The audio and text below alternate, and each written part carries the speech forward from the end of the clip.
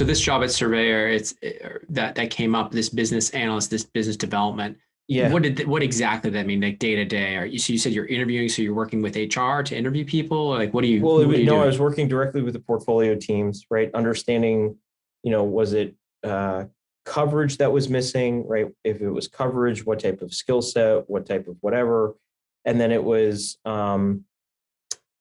cultivating relationships, or at least attempting to, across the buy side in order to, see and inevitably interview talent and draw them away and draw them to Surveyor.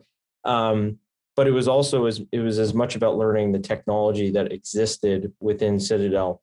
Mm-hmm. And again, I think my time at Citadel only reinforced what was slowly becoming something that I was drawn to, which was how do you take in data, right? How do you interpret it? And how do you do that in a scalable, repeatable way so that you become introspective about your research process, uncovering bias in your construct and how you trade and all these kinds of things. And so I found myself more and more involved with how do I take the relationships that I had now built with the portfolio teams, right? And how do I now, recognizing that there was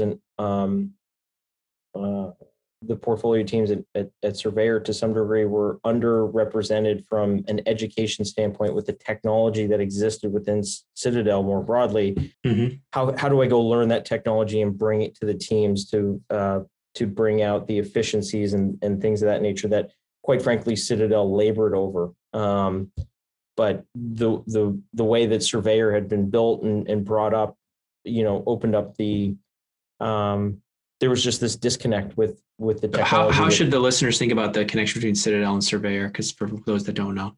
Yeah, so Citadel's long short equity business began and started with Global Equities, which is their flagship long short equity brand. Mm-hmm.